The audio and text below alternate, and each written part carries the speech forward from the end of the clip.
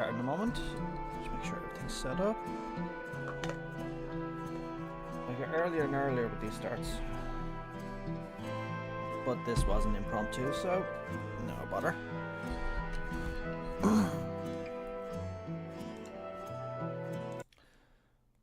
I think I want to do a dungeon though. I already did one, but I kind of want to get warmed up on stream, so I think I'll do my weekly alliance raid and then we'll get started. Good way for me to warm up, because I don't want to be going or E throughout the entire stream. So might be better queuing as a healer, but let me try queuing as that just to make sure. Hope everyone's weekend is going well. Although, that said, I actually am talking to nobody at the moment, so maybe I'll just shut my mouth until people join. Okay. Oh yeah, the Wyrmlimions are doing their thing now, aren't they?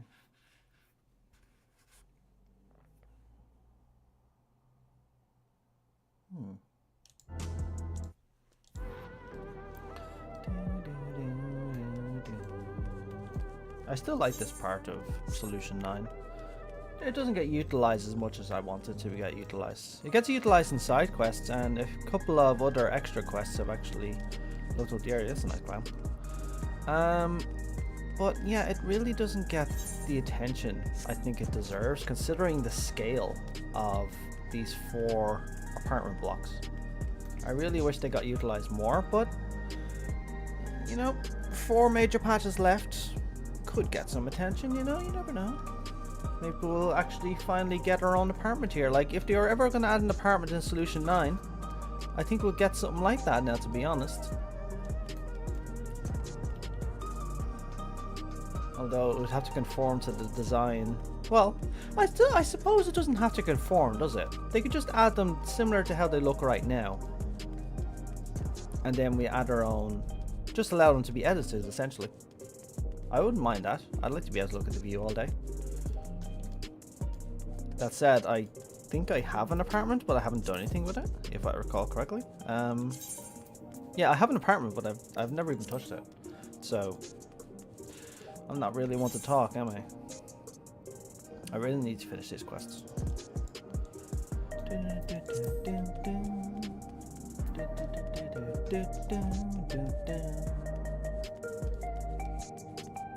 Yeah, happy Sunday to those who just joined. Well, I say that, but Sunday's nearly over now, isn't it? My Sunday has been boring. My weekend has been boring because the weather outside is freaking atrocious. That said, I've started my script for my next video. Or actually, I've started the scripts for my next 2 videos. And I'm thinking of starting a 3rd because I'm thinking the 3 videos I'm going to make are going to follow a similar kind of... Well, they're going to follow a particular focus. I started one of the videos and then I realized, you know what, I need to actually address an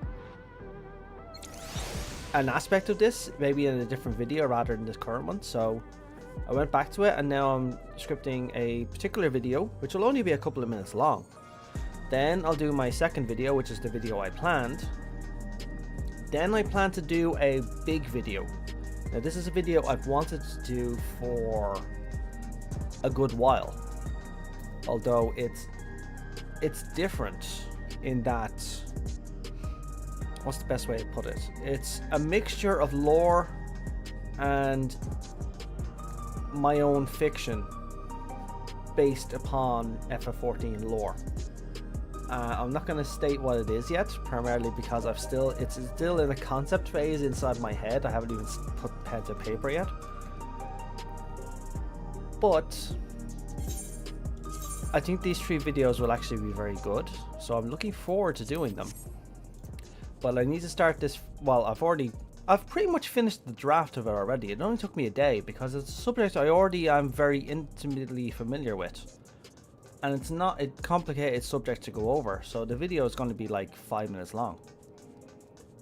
The second video, the one I started originally, will take a bit longer, primarily because it's a much deeper subject, but it touches upon a fair amount of me going into theory mode.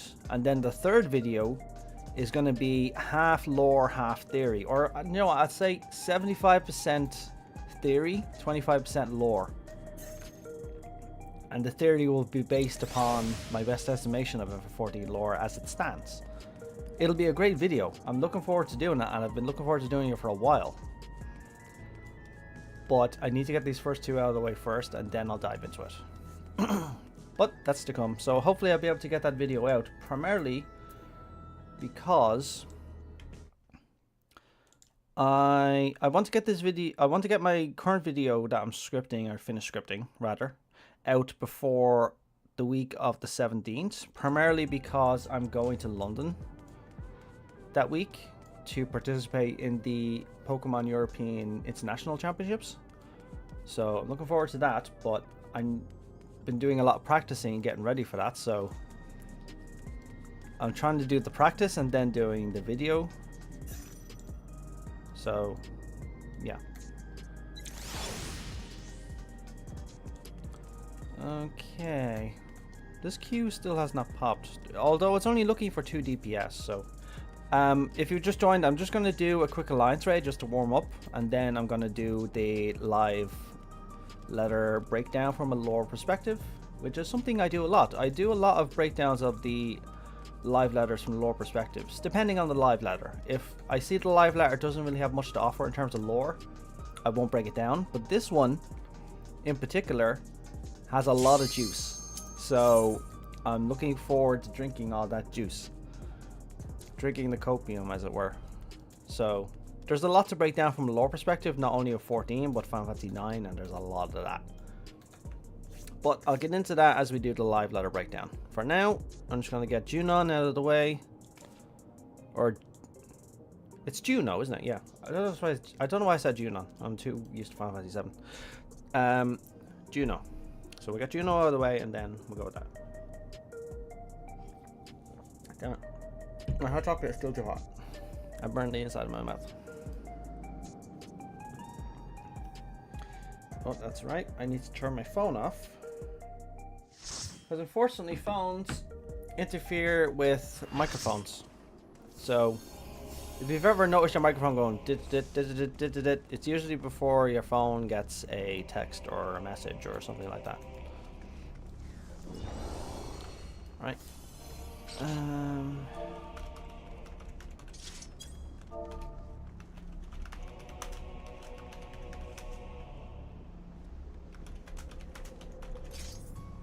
I always like greeting everybody. I like to greet even like dungeon parties or whatever. It's been nice. Particularly the alliance raids, I like to greet them.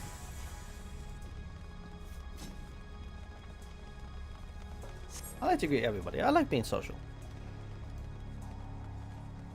Wall pie. He is a wall pie. Alright, let's see how this one goes. Although, considering the age of this content, this shouldn't be too much of an issue. The sound might be a bit too high whenever I consider it. We'll turn that down again to that. Yeah. That should be fine. Ooh.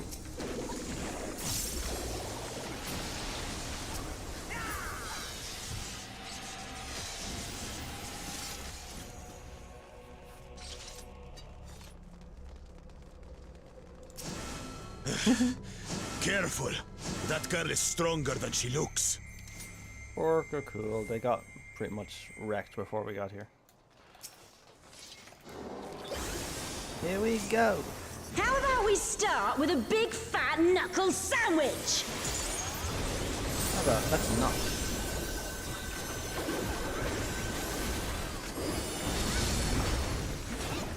Here we go! Indeed.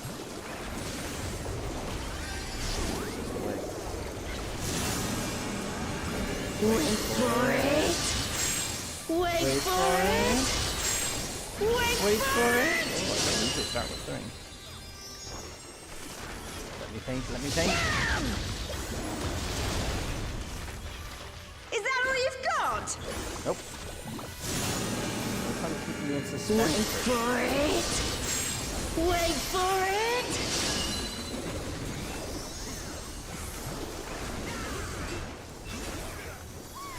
Bam!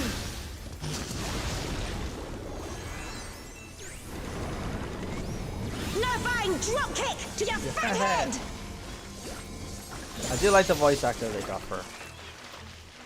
I don't know if she was voiced in 11. Altana, I give never me got that far, strength. to be perfectly honest. Although that said, on the subject of 11, considering we're getting the ability to play it for free for a month, I am thinking of actually starting it. Because I haven't played it in like 20 years. By the light of the dawn! Trail. By the light of the dawn trail. Not bad! Not bad at all! Wish I could say the same, Chris. Sorry, but you're a bit of a... Oh, we're just getting started! Oh, I see. Well, I'll let you get started then, won't I? I'm a generous guy. Wait for it! I take this. Wait for it! I really don't like it. Auroral uppercut! Well, I like this part, but I don't like putting my thing in position. Even though it's relatively simple enough, it goes behind you. It just feels weird to me. Behold, the blessed power of Altana! Altana is 11's equivalent of Hyden, isn't it? Or one of the equivalents, I think. Still kicking? 'Cause so am I! Nice pun. I like her puns. That's the one thing I like about Trish. You ready for this? No, but I'll go anyway. So, before we go. Wait for it! Wait for it! Wait for it! No! Open your eyes! Okay, did I make it? Did I not make it? I made it, didn't I? Oh no! Man, is that all? And I was just working up an A little appetite! tiny inch! Oh This should god, do it. my thing just suddenly jumped. It does not react to legacy camera or legacy movement that well, I found. Take this, and that, and one of these!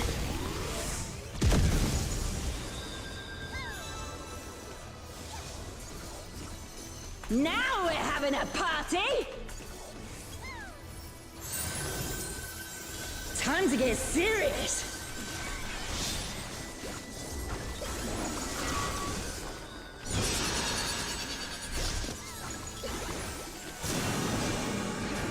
Wait for it! Just the one? Nice. Oh, okay.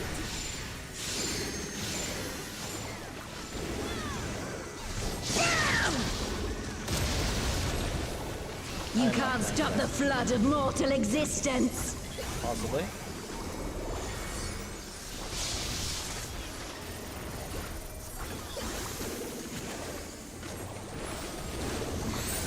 I'm not done yet! Oh, I kind of want to do it myself as well. Although, no, it's not. Oh, okay. They already used it. Ouch! That was a good one!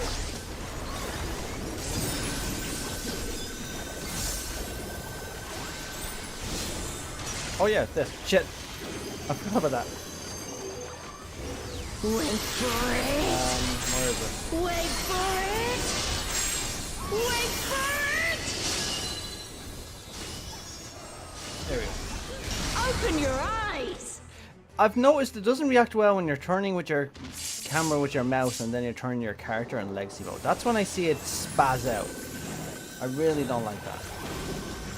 Oh, push him, push him, push him. Ah, okay. Eat this!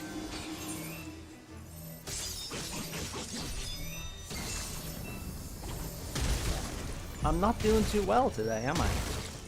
Take this, and that, and one of these! That said, the primary two things to do me in were the wait for it. So help see. Help me. We're all, oh my god, we're all dying here. Oh dear. Come on, dodge all this. This is not looking Wait good. for it. Okay. Wait for it. Okay, keep doing 2. Okay, alright, they got it, they got it. I think I'm safe. Nullifying. Nullifying dropkick. I'll wait here. Other people are just waiting, same as me.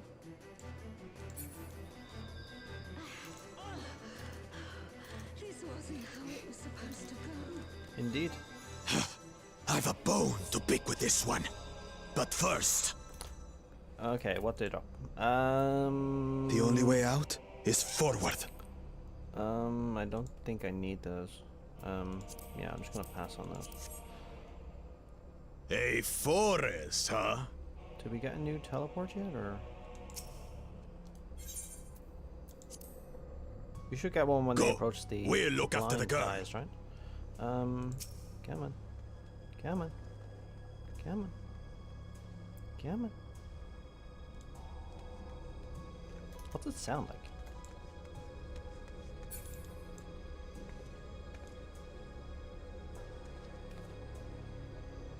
Doesn't sound like our crystals, of course. I'm assuming it sounds like an 11 crystal. Whatever an 11 crystal sounds like. Did this thing proper? Alright, forget it, I'm just going.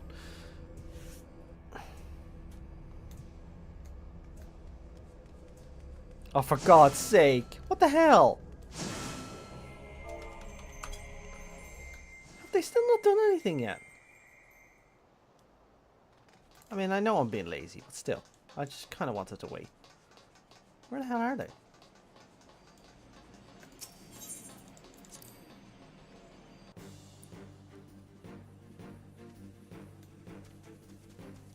Okay, so the crystal must be further along. Okay. So you don't encounter it right away. On your guard. I sense something up ahead. Something big.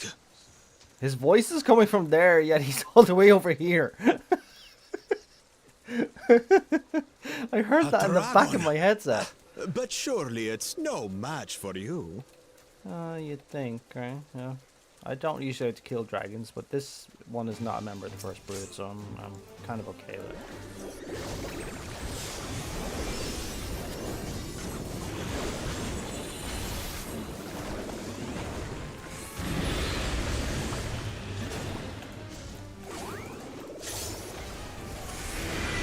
I'm kind of just doing this out of order just to get it out of the way, primarily because I'm gonna have to move.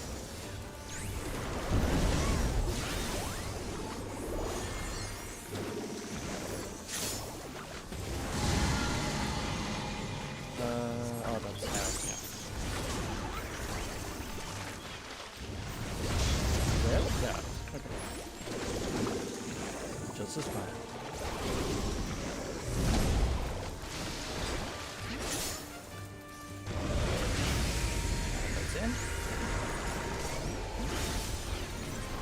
So yeah, if you just joined, I'm just doing a quick alliance raid to warm up, and then I'm going to do the live lab again. Happy Sunday. Happy Sunday evening. Please, where's us?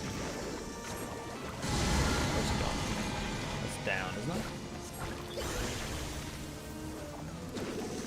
Oh god. That's bigger than I thought it was. I'm not. Oh no. 9. 9. Ugh. That was disgusting. Okay. I am not doing too well today. It's a good thing I'm doing this to warm up though. They put me on the right spot.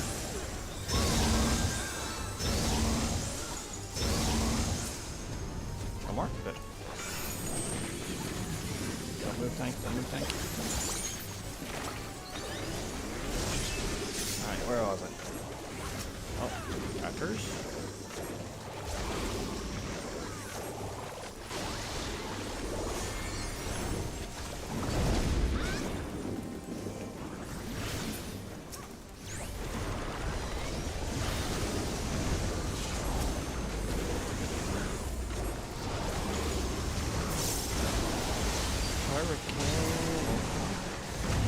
god.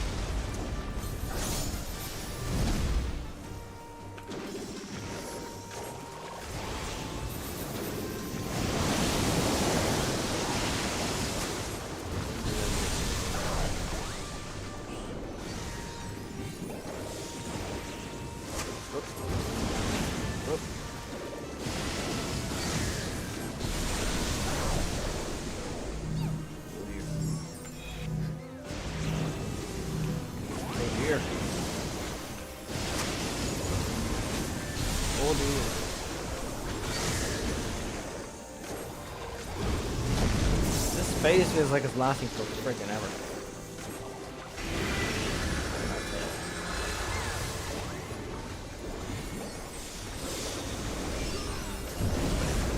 Don't do anything else until I get these 5 off, please. Good. That's good, I like that. Although I didn't get my hammer fine.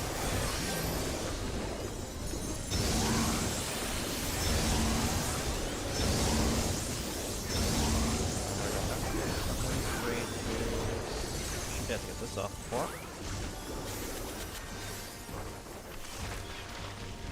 That wasn't the best first window.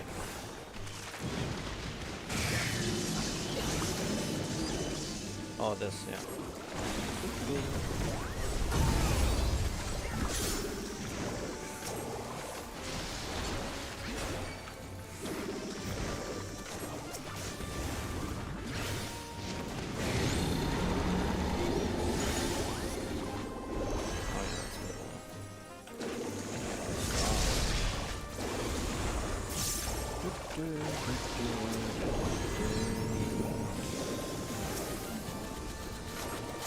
You know what, I'm really out of practice. I haven't played properly or done rotations in a couple of weeks now, primarily because I was focused too much on Tataru.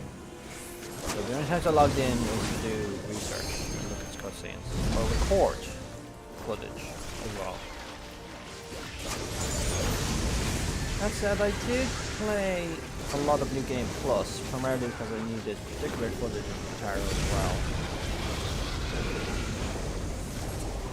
Sadly, a lot of Tataru's cutscenes were unvoiced, especially in A Realm Reborn, so a lot of her scenes that she's in, you can't access them through the Unending Journey. Her voice cutscenes you can, and a couple of others, but most of the rest are just part of the MSQ, essentially. Teleportation magic! Oh, brace yourselves! Teleportation magic. I do like their voices. Alright, so where are we now? And what are these floating ruins? Who knows, Bakul? Who knows? Or a mystery. Alright, how's the decent parts of mine? Nope. And I don't need those. Nope. Alright, let's continue. Should get through this in a few minutes, and then live ladder.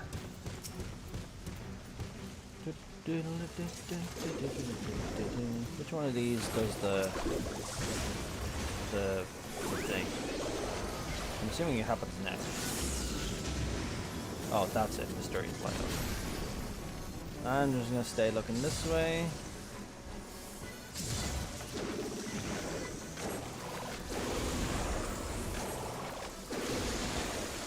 Don't really have to get blindness, is not really much of a thing.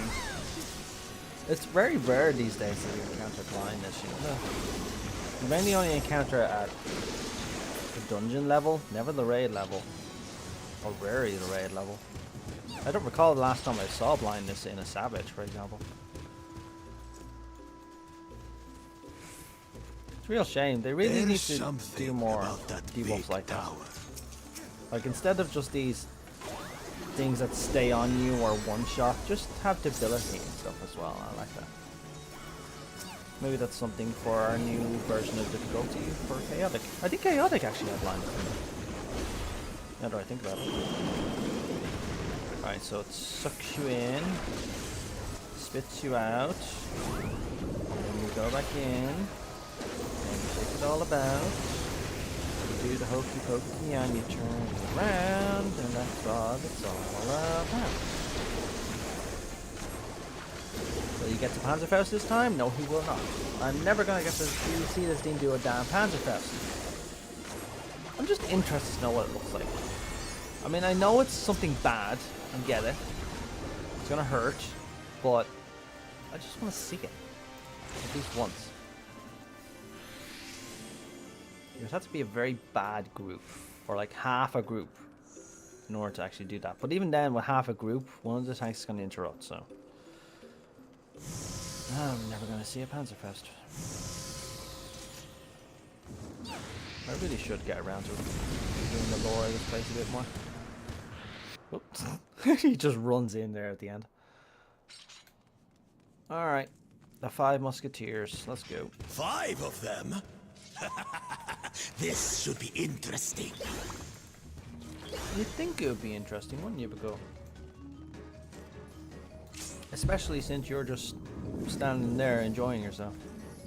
Alright, who am I on? Archangel GK. Roger that.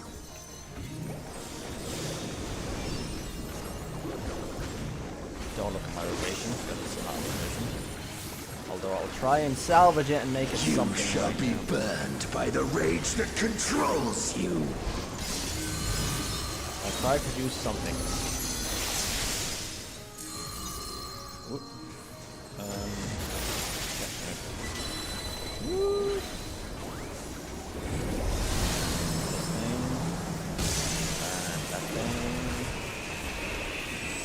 And we're in the middle. Oh, ring of ice. You shall be consumed by the cowardice that binds A lot of people died.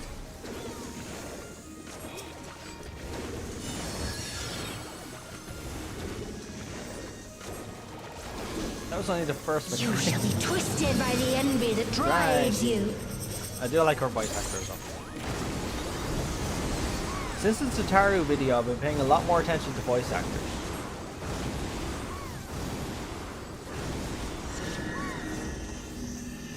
Primarily because I went on a hunt to find out who Tataru's voice actor was, and I could never find who it was.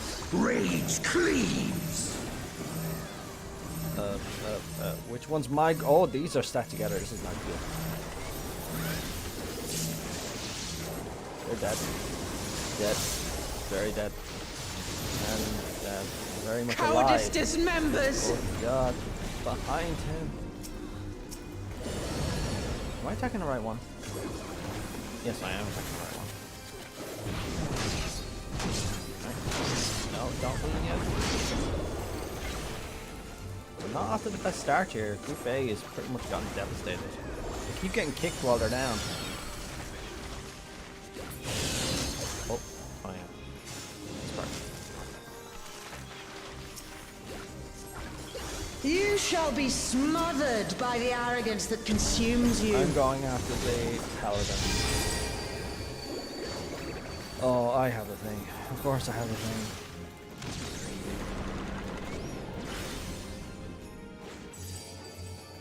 Why is it? Why am I suddenly switching? Oh god.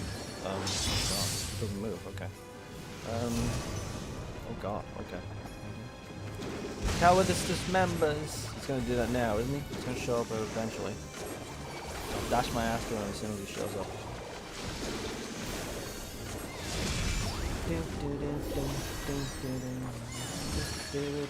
Oh, I think they did a limit break first, don't they? Yeah, they're doing it. You shall be defeated by the apathy that plays. Well, we definitely know whose voice that is, right? It's the same voice actor who did Hien. Because he sounds exactly like Hien. It may as well be Hien with that voice.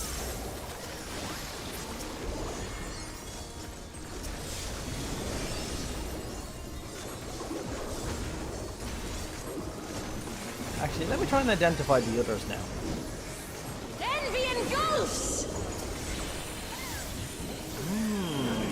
She sounds like the person from the Evilise raid. And has the really amazing voice. Well, other than that, I'm not... Oh god. Other than that, I'm not sure. Why is she on me, though? I'm sorry, I called you names. I'm sorry.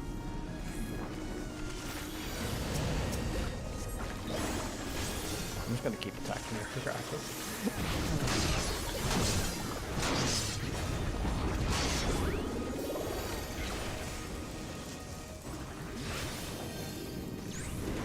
I'm not a cat person. I apologize for that. Oh, she's doing this thing. Okay. And this thing's gonna grow. Oh god. And then it turns into O, doesn't it? Oh, ring of ice. Yep. Oh god. Oh god. Oh, sweet Mother Mercy. You shall be consumed by the cowardice that binds you. Okay. Thanks a bit there. Apologies. There's a lot going on there. But surprisingly, everybody's still alive. Okay. So we're good now. Arrogance defiles. That voice is arrogance.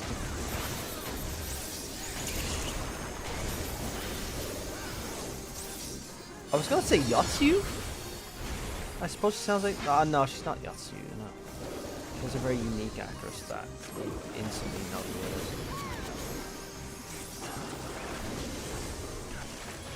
I can't place that one, unfortunately.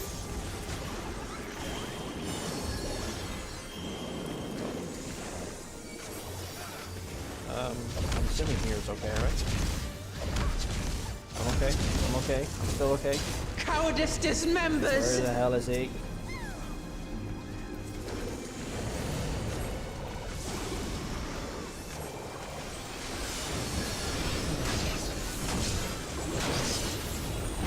I want an LB3.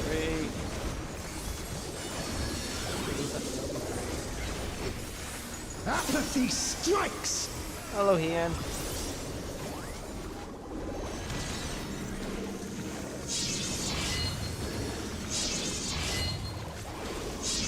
Sounds like a samurai.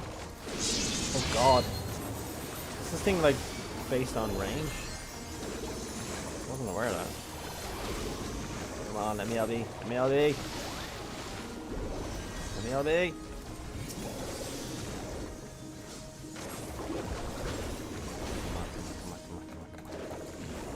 I want an LB. I want a Spriggan. Let me Spriggan.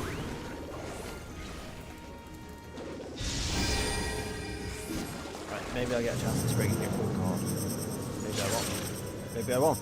Maybe I will.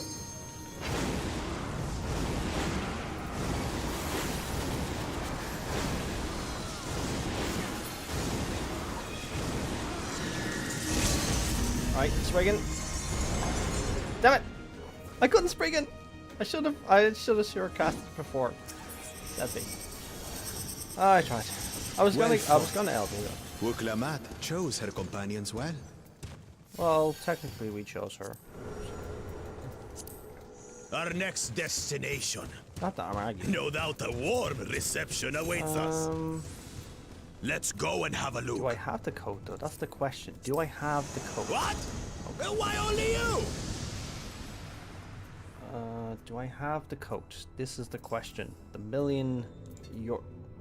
Let me look at it, please. Counter-Strike. I have a healer one. I know that. Let me hang on. Search for item. Oh, so I do have it. Okay, so I don't need it. Do you know what? I definitely probably. I'm gonna greed that one primarily because I think my tank will need it.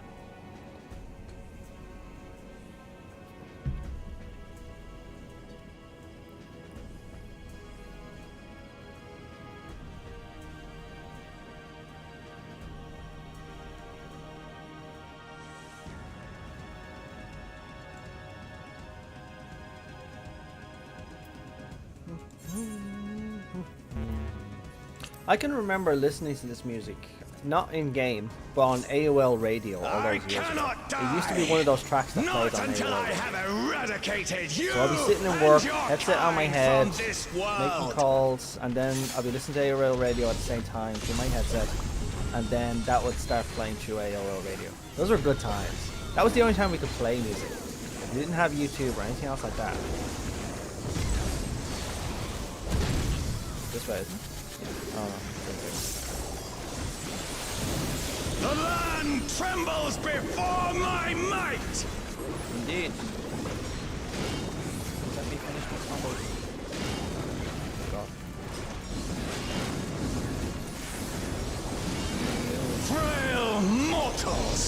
will tear your flesh and crush your bones. I don't recognize his voice actor.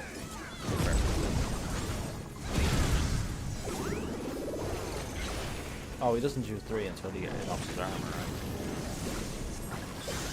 We're nearly there. If you've just joined, I'm just doing this to warm up, and then I'm doing the live battle.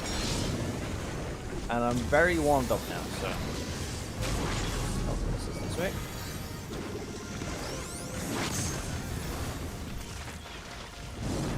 Flames of hatred! Oh, how they burn! I can't place his voice actor. I'm sorry. I've tried. There will be naught left of man but smoke and ash! It's so familiar, though.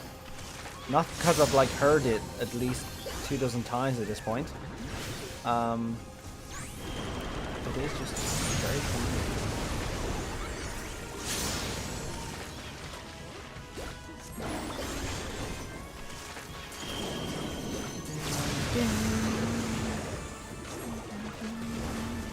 Good music, though. I like this music. Let the fires writhe and rage! I'm assuming this is the exact song that plays in 11, because I don't feel a mix of 14 in it. Kneel before me! Your demise shall portend the extinction of Altana's vile progeny! Move your butts. Hold on to your butts. Oh, and needle on the wall. Oh god, this song's so sick. The darkness within me shall devour you all! Yeah, have fun with that. I'm not moving. Sorry. Buff before crows. Now I can go.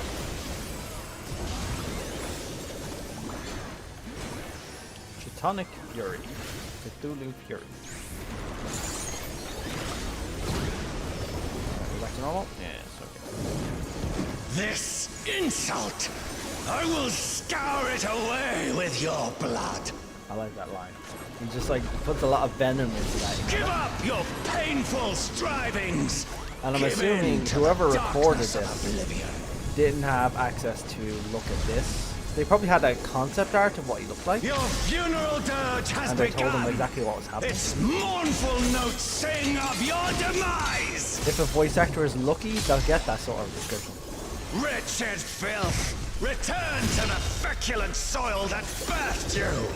I really need to Google feculent. I'm assuming it means corrupted soil. It's not a word I've come across on a daily commute, you know? Feculent. Feck, definitely, but not feculent.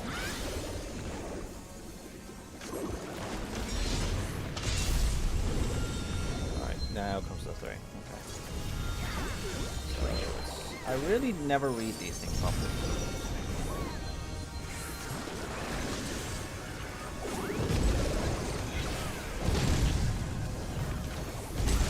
That one correctly. Behold, as the spate of my rage quenches the candle of your trivial existence. Cool story, boy. Alright, the sword goes as far as here. That sword goes as far as there. At least I think that's how you're supposed to read it. So you go this way, then this way, then this way.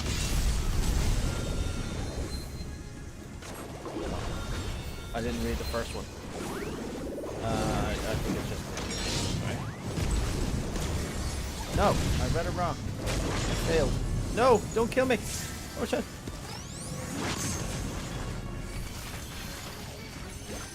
Right, to reiterate again, if you've just joined, I'm gonna do the live letter right after this. I'm just warming up. Justice withstand the brunt of the deepest I'm officially rancor warmed up. and I'm wrath. so cooked, I'm hot. Oh god.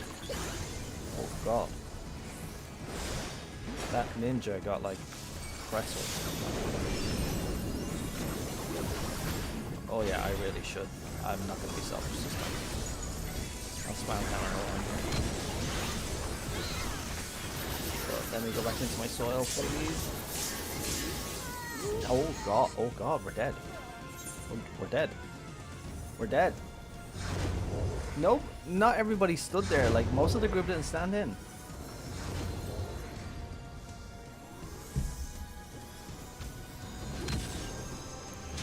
We're so close to LB3 though. Come on, get a healer. I will crush you like the insects you are!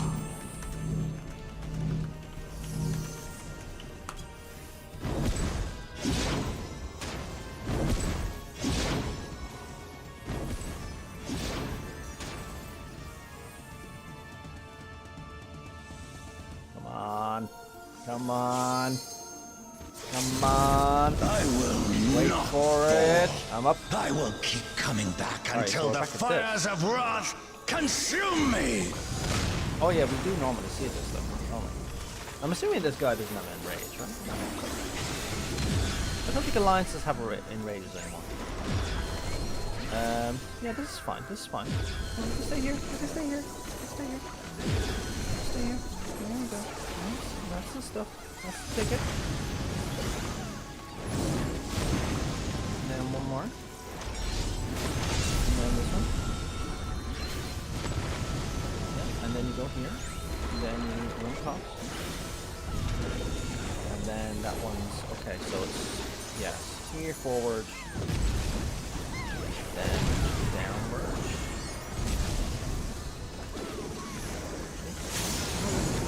Good. Everything's fine. It's fine. Talking to myself. Well, I'm not talking to myself technically, but I am just. I do this when I'm nervous around mechanics. Whenever I'm nervous around mechanics, I talk to myself. So don't mind me.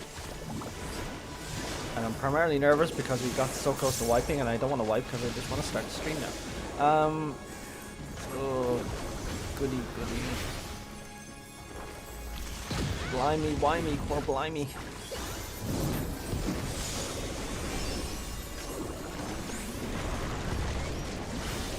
Oh, The land trembles before my might! yeah, I need to. I can't see the soil anymore.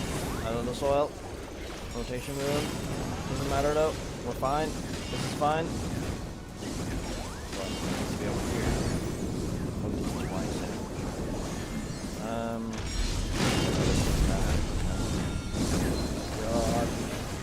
God almighty. I didn't see the first one. I'm gonna assume the group knows best. Oh god, the group didn't know best.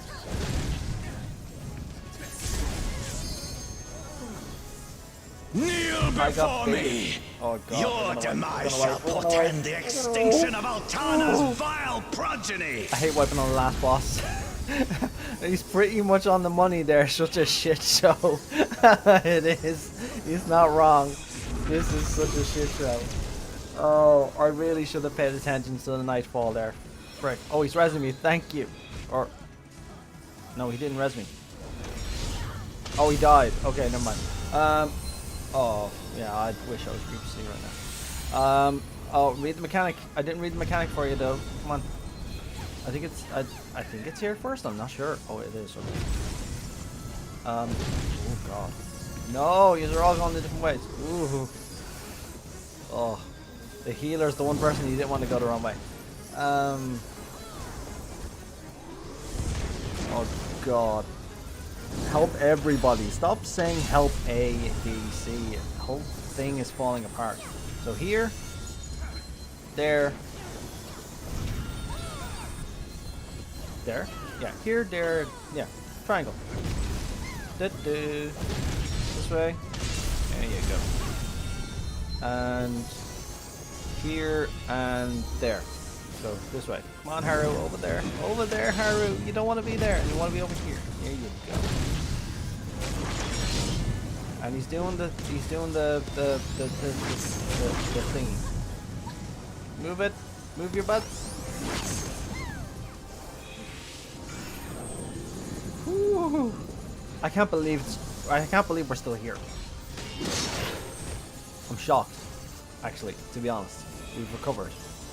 I'm just praying this guy doesn't have an enrage. Because I don't think I've ever seen this far into a fight like this before. I think I've seen about this point where he does the AoE again after the like 4th set of Nightfalls.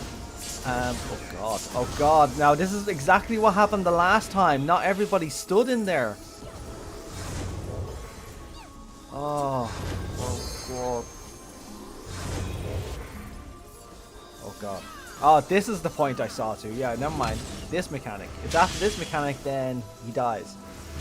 Oh god. Oh, healers, you don't want to be dying. Oh god. Oh, now here we go. Okay, now I remember this part now. We're gonna lose 3 people. Yeah. Oh, we lost 5 people. Oh, we're losing so many people. Oh, the people are dead. These people are pretzel. They got turned into pretzel. There's corpses every. Oh, I've never seen this far. Oh my god. I don't want them to res me because I bring literally nothing to this thing at this point. They just need to get the healers and the res mage. You need to get the res mage up. If you're gonna prioritize anybody, it's this person. Stop trying to res. Well, yeah, res him. Yeah, of course. Yeah, you're resing the right people. That's fine. Just get the healers back up. Oh god. Oh god. People aren't paying attention. Oh god. Oh god. Oh god. Oh mother of mercy. This is a shit show. This is a shit show. It's a shit show. Oh god. Okay. Okay. One more. There you go. Oh god. Alright, we're getting back to it. This is the phase that allows us to recover. After that, now it's just dodging. This is easy. God, no, this is the worst dodging phase. Okay. I've never gotten this far. I've never seen this far into this fight. He's usually long in the ground by now, turned to ash. Oh god, AoE. AoE. Oh, we're gonna lose 2 people if you don't do something. Oh, tank. Good tank. That's a good tank. Good tank. Okay, come on. Finish. Oh god. The land trembles before my might! Mother of mercy. Mother of the divine.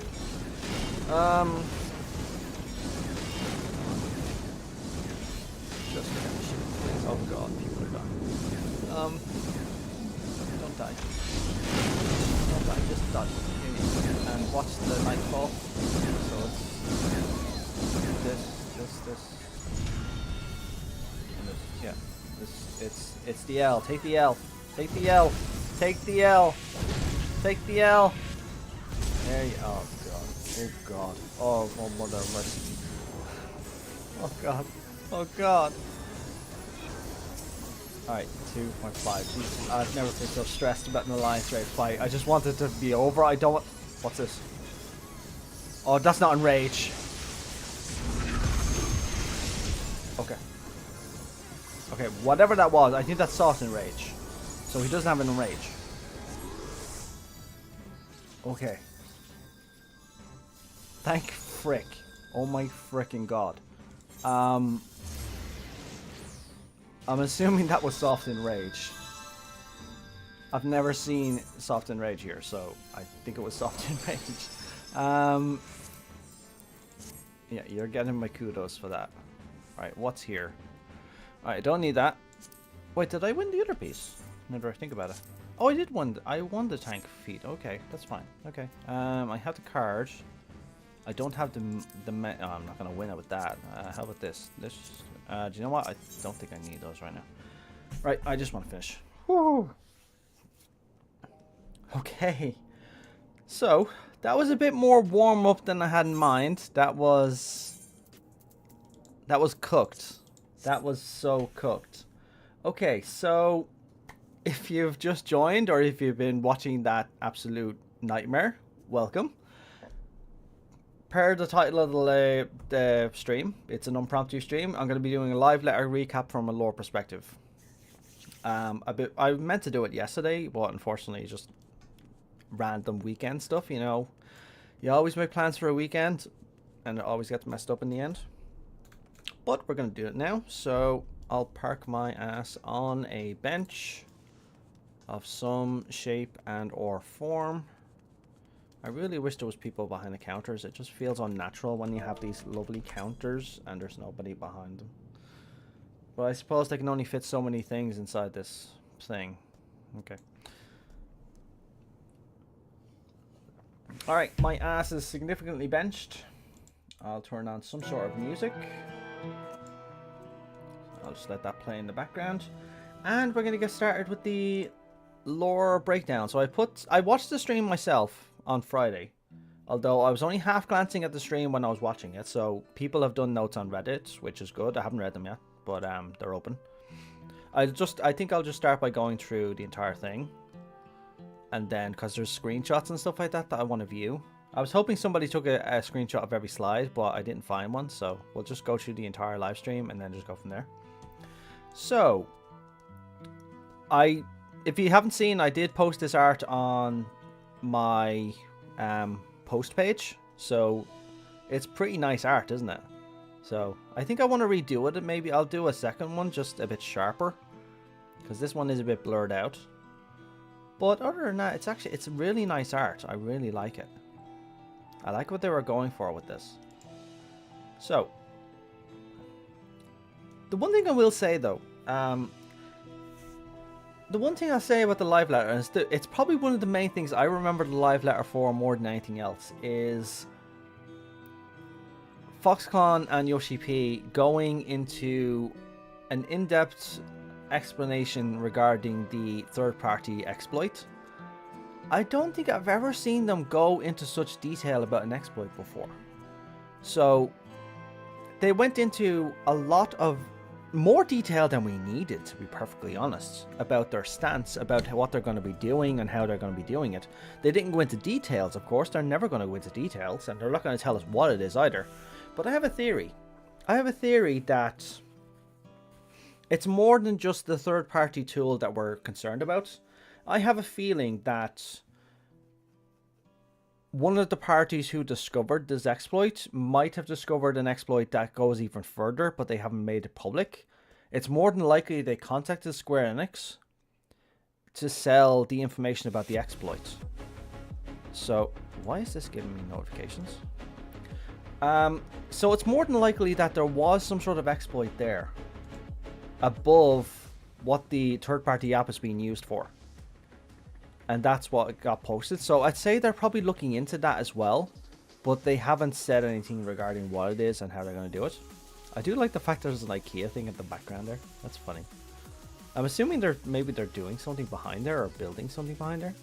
I mean, I'm going to assume those are IKEA shelves. They kind of look like it, don't they? They're cool shelves though. And I like the fact that there's stuff going on, but showing off the logos like that is funny. Well, enough about the thing. I'm here to go about a lore perspective, and patch exploits have nothing to do with lore. So I found this interesting, actually. So the artwork for Seekers of Eternity, when I first looked at it, I was under the assumption that, because with most artworks for a 0.2 patch, which introduces the next tier of Savage, usually they will do artwork that splits between the main story and the Savage story, or the characters in Savage mode. I don't think this person here, we know this person, like Evil Sphene, is definitely MSQ, but I have a feeling this person is also MSQ. So I think they've gone for a different perspective this time, and they use the small slides instead to show off the Savage raid, but they've put the main story front and center this time. So we have Evil Sphene, who's here, and then we have this mysterious character who has a couple of more screenshots about him and has this patch going into their neck, whatever the heck this is. It looks like a medical infusion or whatever the hell that is, like where they insert like a cat, or I don't know what the hell it's called, that they insert it into your vein in order to give you nutrients and stuff like that from a drip. I think it's called a drip. But he's an interesting character as well, if it's a he. I'm assuming it's a he. I have no way to tell, actually. And the fact that it's releasing late March, I'm happy about that. Primarily because in late March I'm going to Distant Worlds in London. So I'm thinking I'm going to get to play the patch for at least a day and a half before I go to London. So I'm happy about that. So I should be able to at least get the MSQ done and then go to London for Distant Worlds. So let's get to the main screenshots. So they showed a few stills of everything that's going on. So they have Y'shtola and Wuklamat. I don't know exactly where this is, but I'm assuming it's probably a similar room to the base of operations. So I'm assuming they're talking about Sveen at this point, or the Sveen that they found while they were looking around. Graha's talking about something in particular. I'm assuming they're talking about why the hell Sveen's here. There's 2 Sveens now. What the hell is going on? This one seems to be more real. And in that regard, I think this is from... I'm fairly certain this is from 7.0. So this is when she was about to fade away. So this is after the fight we had with her, right? I'm fairly certain that's what that is.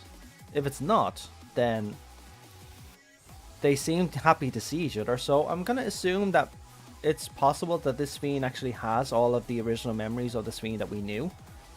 Whether it's the same Sveen is up in the air. We don't really know anything.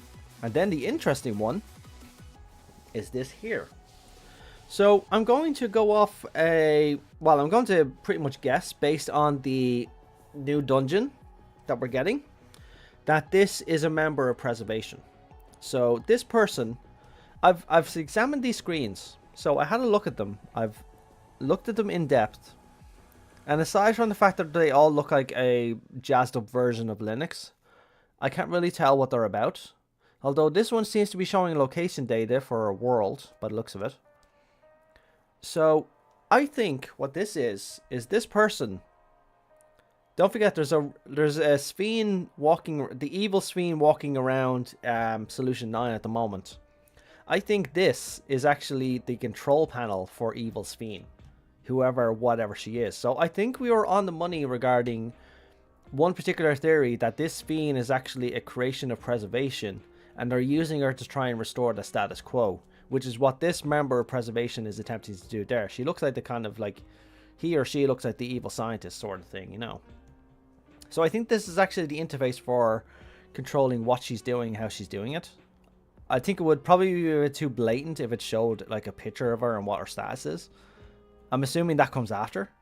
So we're getting a snapshot with half the windows and then another window will appear and show Sveen and what she is.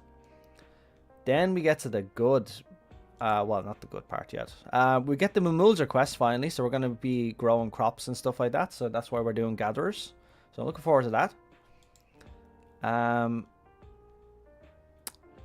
assuming that's a Sharlayan scholar. She kind of looks like a Sharlayan.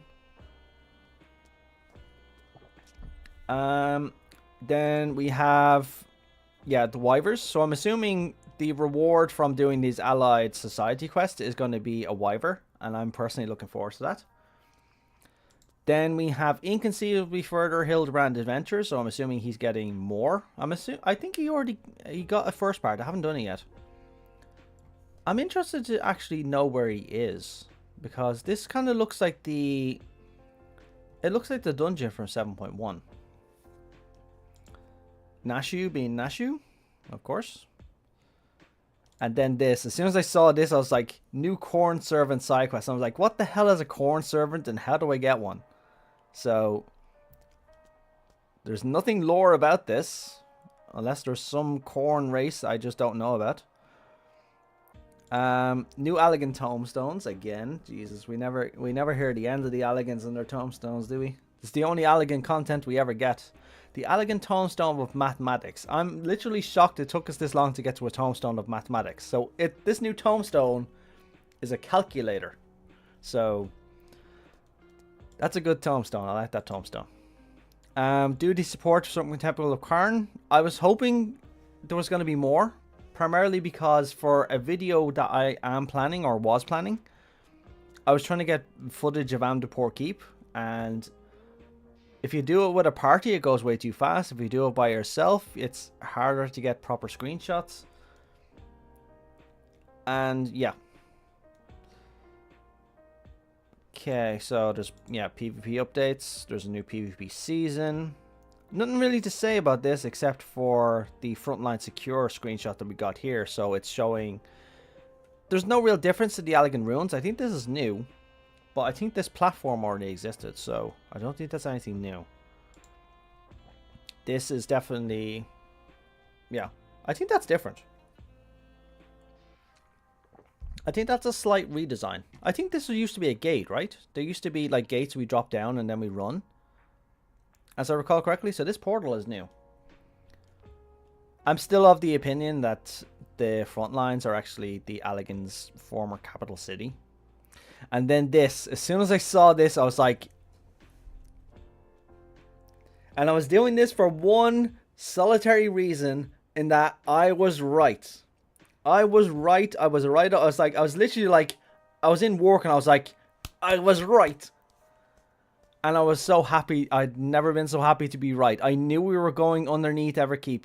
And it's called the Underkeep. And Castle Alexandria still exists.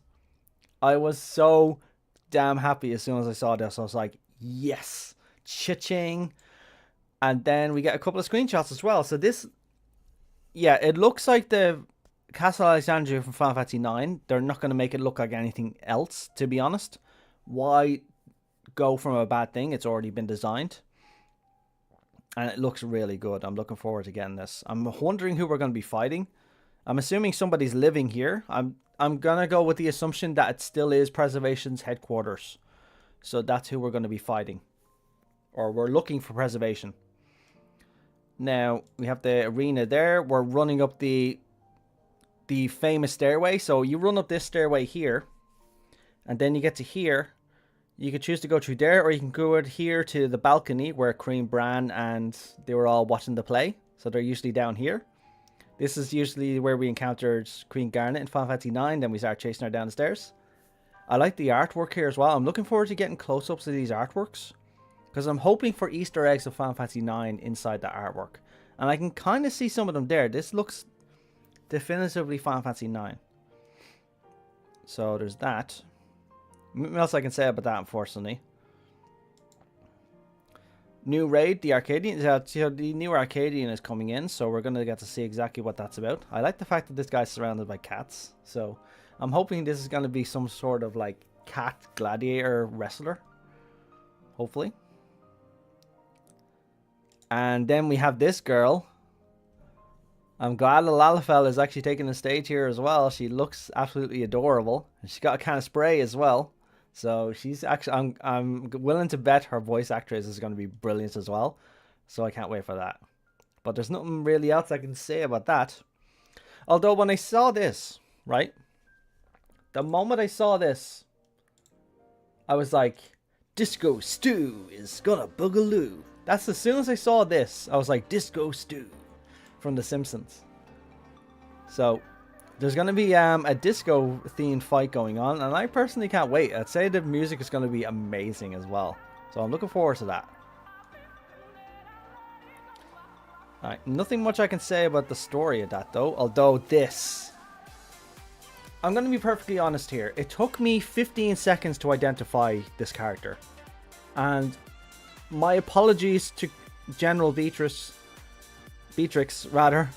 for not identifying you right away. So as soon as I saw her pop up, I was just like, okay, that's interesting. Okay, I'm kind of seeing Eliminator vibes. Although it looks a bit different. It is Alexandrian technology. And then I'm looking at different features. I was like, oh, her hair is made out of metal. It's a she. Based on this. And then as soon as I saw this, I was like, General Beatrix. General Beatrix. General Beatrix. And I was like, we got General Beatrix. It's not the General Beatrix we're familiar with. Not the organic one. But it's entirely possible that the organic one did exist. And she was transferred into this body, similar to what Otis is. So we're going to be fighting the mechanical version of General Beatrix. And I can't freaking wait. Beatrix is one of my favorite characters from Final Fantasy IX and Final Fantasy series in general. Primarily because she whoops your ass a lot. I like characters that just don't let you off for free. So I'm hoping Beatrix is going to give us one hell of a fight. This sword really looks like her Save the Queen from Final Fantasy IX, except as a mechanical version. And I'm hoping she's going to do her Clim Hazard as well. Her signature ability that drops you to 1 HP. I'm hoping she drops you to 1 HP in her fight as well. So I'm assuming that there's going to be a dungeon. And then we're going to fight Beatrice after. So I'm assuming she's going to be the defender of preservation.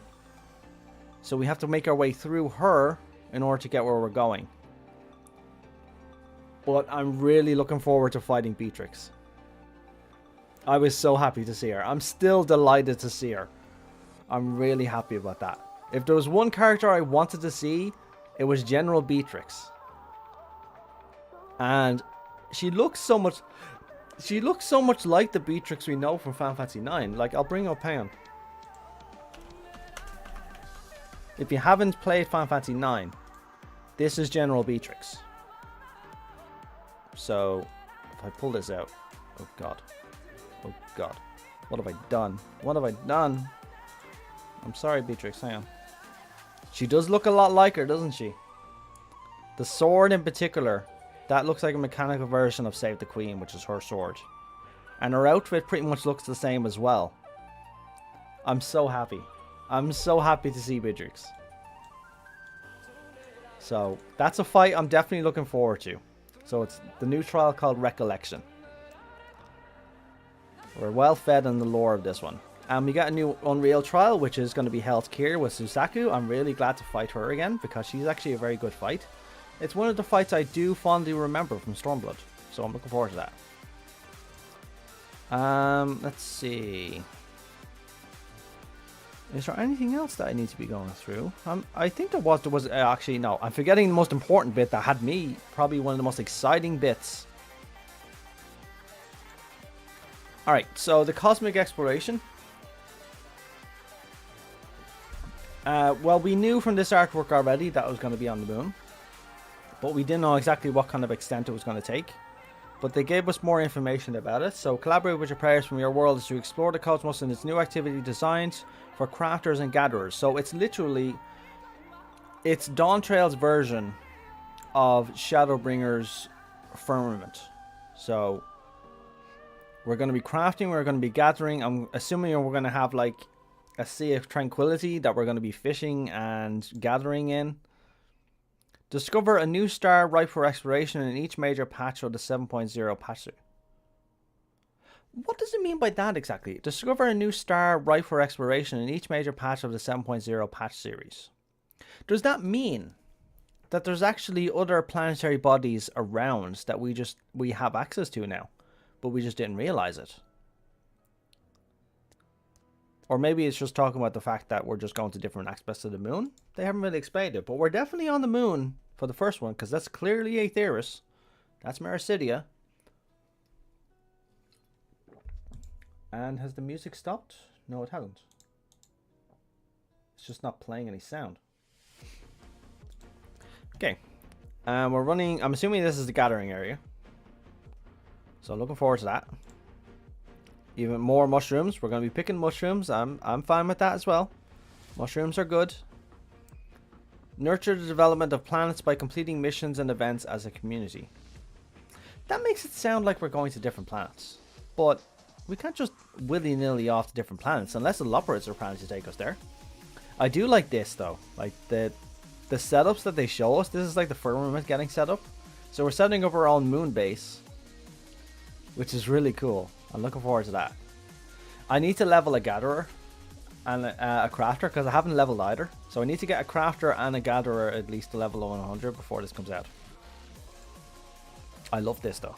It reminds me, it's very Space Engineers. Space Engineers is a game I'm a fan of as well.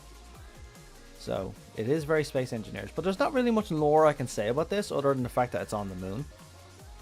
So we are developing the moon full time now. I do like this mech though. I'm assuming this is a digger of some kind, or we're going to use it to go around killing mobs and stuff like that.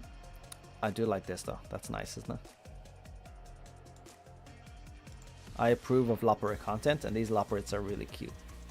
I love Loporrits. They just showed us more screenshots. Not really much I can say about this from a lore perspective, but god damn, they're cute. This is what I want to get into though. So when I saw this, my first thought was Babel, because it does look like the Tower of Babel. So Tower of Babel, or Babel, or Babel, whatever. It does look like the Tower of Babel, doesn't it? So if God, does look a lot like it, doesn't it? When you look at it from this perspective, it definitely looks like the Tower of Babel. So I wouldn't be surprised if it has some sort of similar lore to the Tower of Babel. I would like it to have that. But I couldn't identify exactly what this was just by looking at the artwork of the occult crescent. And this is actually an indication as well that there's something dark or sinister or praying to the gods going on here. So, in the treacherous waters of Shade's Triangle lies the occult crescent, an isle shrouded in mystery. Should you wish to unveil its secrets, you must explore the unmapped terrain and battle against the isle's inhabitants. Now, for that, I need to show you a map real quick. So where is my maps? I have images of everything. I have to have a map, right? Come on, there must be a map here. There is a map here. Is this the map? It'll do. So the triangle that he's talking about is, do you know what? I have the in-game one. Let me use that. Somebody's down there. I just realized somebody's down there. Usually you never see anybody going down there. Okay, so world map. The triangle is this place here. And we actually traveled through that, or past it, on our route to get to Tuliyola. So we left from Charlian, sailed down, around, because of the crack and stuff like that. And then we got in there. But the triangle is here, and it's literally, it's a spin on the Bermuda Triangle. But the fact that there's an entire civilization in the Shades Triangle is very interesting. An isle shrouded in mystery. Now, battle against the isle's inhabitants. Now, this is the interesting part as well. As soon as this came up,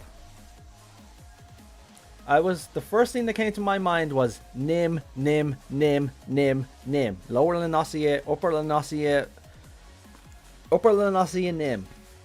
Now, the reason I'm saying that is we'll go there and I'll actually show you. Yep, Bronze Lake, that's the one. But I was so excited, and my friends were messaging me as well, just going, do you think that looks like Nim? And I was like to Kexel, yes, it looks like Nim because it is freaking Nim. So I'll show you from a high angle to make this as digestible as possible. Where am I going?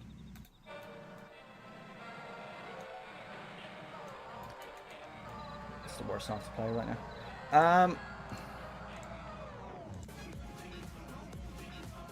Okay, so as you can see with here, it looks very similar to the architecture here, and if you go into the Wanderer's Palace, you'll notice that actually looks a lot like now. I'll actually go into the Wanderer's Palace just to show you.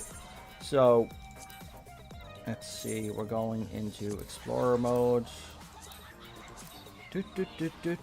Wanderer's Palace hard will do, that's fine. Here we go, and you'll see that the architecture looks definitively Limion. So I was delighted as soon as I saw this. Well, here you go. You can see that the architecture, Limion architecture, it looks almost identical to the architecture that's here. So that told me immediately that this place either had connections to or was directly related to the civilization of Nim. Exactly what that connection is, I don't know. There's never been a mention of an isle far away from Vilebrand where they actually had a civilization. They did have a fair degree of seafaring knowledge, the Nimians, but we never really got an explanation for this or anything else. So I'm assuming that's going to come soon, but we're going to be spending a lot of time here, and it looks outstanding condition. So that alone tells me that there's like, this thing's been meticulously maintained, and it's possible there still is a Limion presence in this location. Now, this had me thinking a few things. Let me go to the next screenshot. So this aetheryte is interesting. If it's even an aetheryte, I'm not really sure it's an aetheryte, but this archway is definitively Limion as well. If you look at other archways, they look very similar. See? Very similar, and look at that. Does that remind you of anything?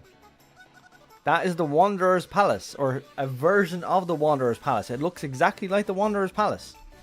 This place is Nim. And the cogs as well are a definite indication, because if you look at Limion architecture as well, there's cogs inside the walls. So I'll show you here. Oh, my poor guy, is he alright? Now this is the other thing. Are we going to see Tonberries? Is it possible that they got turned to Tonberries as well, but they actually continue to thrive as a proper civilization? Don't forget, these guys were pretty much feral Tonberries until we started to cure them. So they were kind of out of their minds. But they're actually getting back to themselves at this point in A Realm Reborn, and from the Scholar quest, they actually got a lot better. So, and we actually were able to cure the Green Plague, so, or the Green Death. Well, I'll show you here real quick. You'll notice that there's cogs inside the walls. So, this is definitive proof that this is Nim, or Limion. Although, take a look at this. I'm not exactly sure what to make of this, but we only have one moon, and we can't see planets. So unless this is just something else, this is probably something to do with the they look like bubbles. I think they're actually, yeah, I think they actually are bubbles. But this is exciting for me because I've been wanting to get Nim into the game for a long time. I've been wanting them to put a focus on like the Limion Marines and Limion content. I'm hoping that Altizoka and I can't remember her name, but I'm hoping they get involved in this as well. But I have a feeling that we're going to encounter, it's possible we'll encounter a Tonberry race here, but this has had me begging the question. So let me go to the next screenshot here. So it has animal life, there's these things floating around still, but it makes me wonder. Now, the civilization of Nim is from Eorzea, as far as we're aware. All we know is that Eorzea, back in the day, had three primary nations that were warring against each other. There was three primary nations in the realm of Eorzea. There was Nim, Amdapor, and Mach. And they went to war with each other in the War of the Magi. Now, we never got any indication that Nim was or was not from Eorzea. This is starting to make me think, considering the sheer scale of it, that this place is actually the primary home of the Limion race, or the Limion people. And the civilization we see in Eorzea is possibly an offshoot, a breakaway, or a colony. But it has me thinking about something else. I think somebody pinged me, did they? No, I think it was the music. But it's had me thinking about the Green Death. Now, the Green Death, as you may recall, is the sickness that was introduced by Mach towards Nim that had the effect of turning them into Tonberries. And this sickness was spread by a particular breed of void scent that had the ability to turn invisible. So it turned invisible and started spreading the Green Death around the Limion people in Eorzea, and it turned them all into Tonberries. But it makes me think, were these people spared that fate because they were so far away? Amdapor and Nim Amdapor and Mach might not have even known of their existence. Or is it possible that these people are people who escaped from Eorzea before the Green Death could take them, and they set up a new civilization here? It looks like the civilization's been around for a while, but don't forget they were a couple of thousand years ago. So just looking at it has me so excited. I mean, it's Nim. I've been wanting to explore one of the big 3 nations from the War of the Magi for a long time. And this looks like it's going to give us the chance to fully explore Nemean culture, and I'm super excited about it. It's predominantly a Lalafell culture, although a lot of Rogadins actually did encompass their civilization as well, as I recall correctly. I mean, look at that. Doesn't that look like... It looks like Babel. This is very different architecture, though. The architecture goes through a sudden change, which makes me think, is it possible that the Nemean ruins are actually older, and these ruins are actually newer? They don't look in the best condition either, but that's a funny picture. I like that picture. But we're going to be doing a lot of exploration, a lot of fighting. I find it interesting as well that this succubus is here as well. So it tells us that Voidsent are also in the area. Is it possible that this Voidsent spread the green death to these Nemean peoples? Because I'm assuming they used more than one Voidsent to spread the plague. Do you know that? Despite the fact they're invisible, they would have sent out multiple, just in case one of them died. Because if you send out one and it dies, your whole plan is busted then. They would have sent out multiple. Living Flames. So, standard stuff that we see. This guy is funny.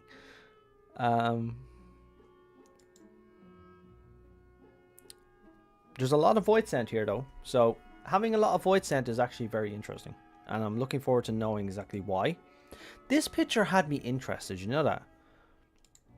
It's not this picture, actually. It's the picture after it. Or after this one. This is the one. Yeah. This picture and the picture before had me interested. Because these don't look Nemean. They don't look Maki. But they do look Amdapori.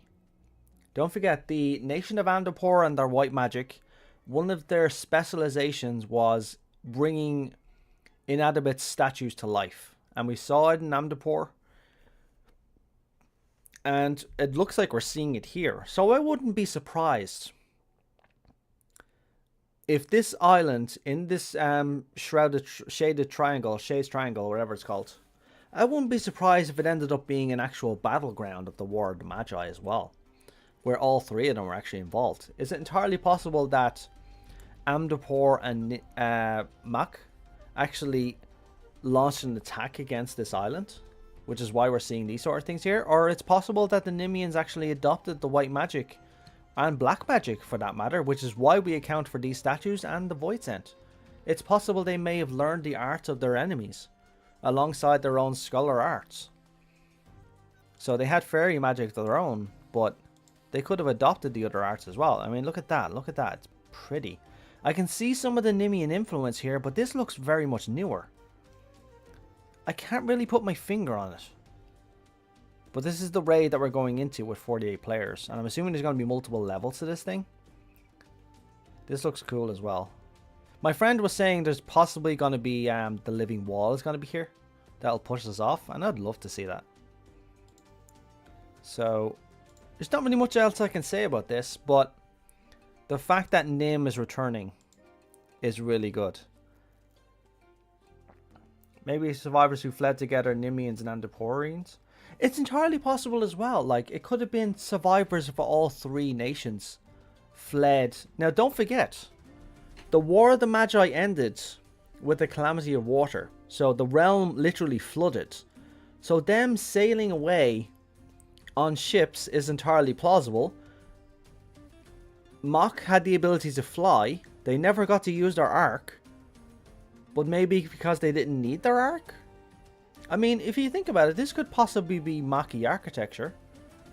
And Amdapori architecture. It's something I'll have to... It doesn't look really Amdapori to me, but... Maki, I guess, but Mach had more... They had a unique art style, didn't they? When it came to their buildings. So it doesn't really strike me as that. I was really happy to see this. All the jobs we never got, we're suddenly getting here. So... I think somebody told me this is proof that they're never going to give us these jobs now because they're adding them in here. And I'm like, no, please don't let that be so. I still want Chemist.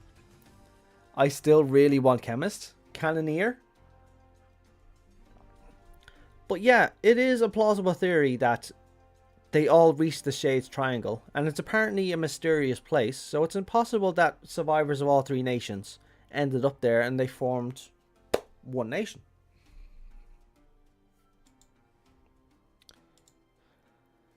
And as far as that goes, there's not really much I need to say about that. This goes into the technical aspects of weapon enhancements. 2 weapons will be available, or 2 methods will be available for weapon enhancement. Exploring the Occult Crescent, which I'm going to look forward to. Engaging with existing activities. As soon as this came up, did anyone else think Atma? As soon as this came up, people just going, oh no, we're going to have to grind dungeons again. I think that's what's going to happen. I think they're going to give people the ability to either do the Occult Crescent, or just grind out their dailies via dungeons and PvP and the other stuff that you do on the Duty Finder. Which makes sense. It's all inclusive in that case. If you don't want to do the Occult Crescent, then you just do your daily thing and then you'll get your weapons. But it makes the relics feel less and less important. They used to be a big deal and now they're not. I like this. It makes me wonder if we're going to get an FF14 themed camera. I've never used an Instax before, but I've seen them in use. They're actually pretty cool.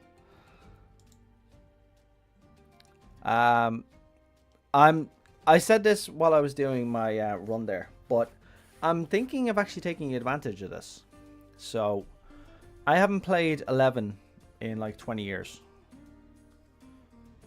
And I think this is probably my opportunity to play it for 30 days. I mean, I could have played it anytime, but it might be something to do, and I'll start showing off pictures of it and content of it, but it depends how I feel. It's added to my list. It's always been on my list of stuff to play, but I have like a shopping list of things I need to play, to be honest.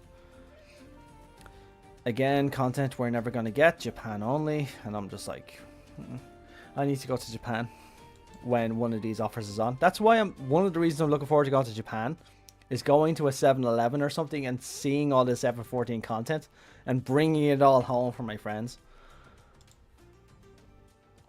They look good though. Snacky taco. This I don't really get. Like, a couple of my friends know what black milk is, but the rest of them don't.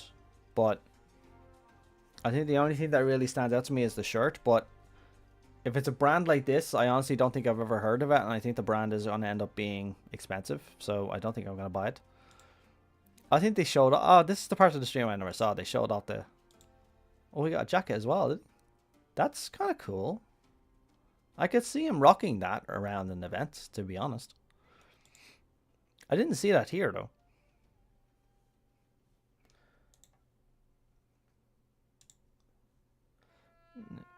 Now, let's see. Anything else from a lore perspective? I think this is all shilling their merchandise now, isn't it?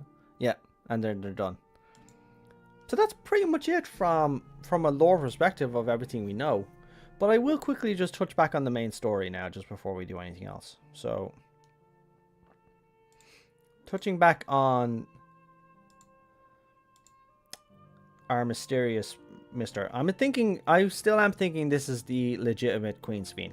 The Sveen that we're familiar with, at least.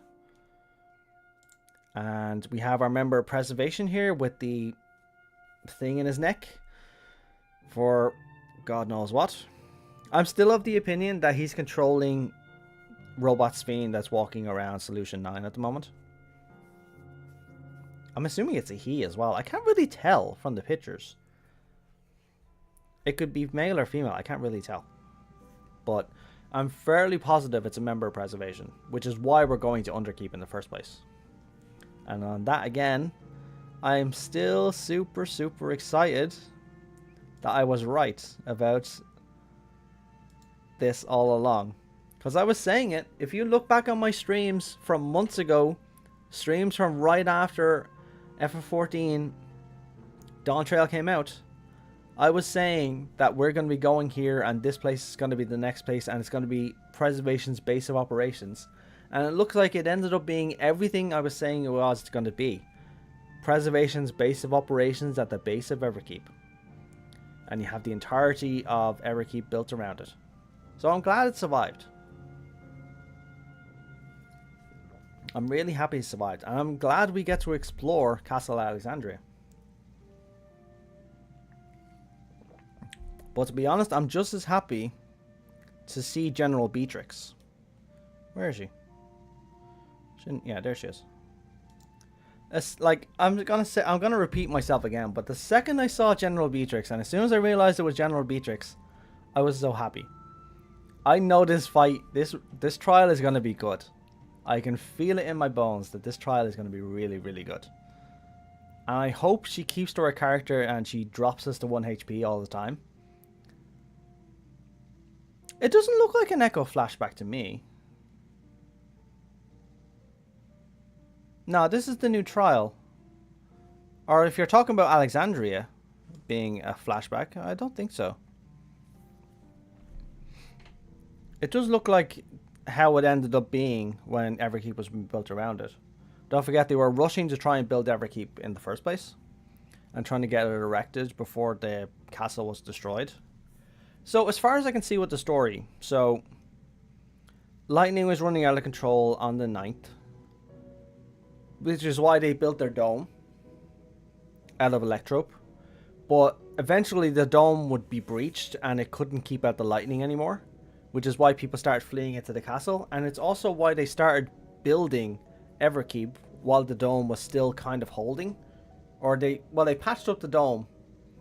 And they kept the dome up as long as possible while they built Everkeep. And Everkeep ended up being the permanent solution for protecting the people from the lightning, but also for actually not just stopping the lightning, but absorbing it and utilizing its energy. Which is why Everkeep was the final project, essentially.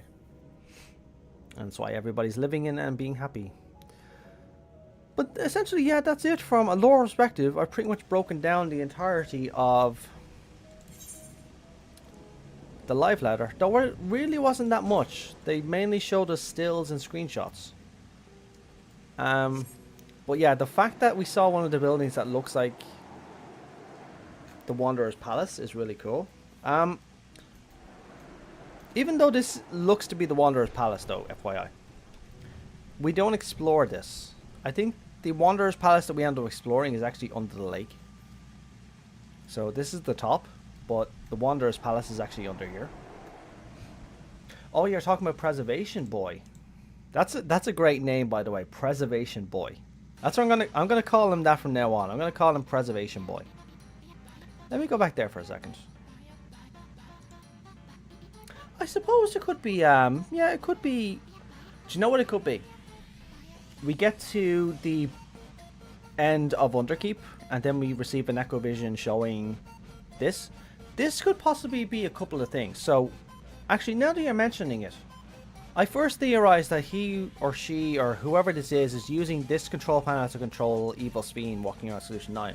But what if it's not? What if this is the work to create the first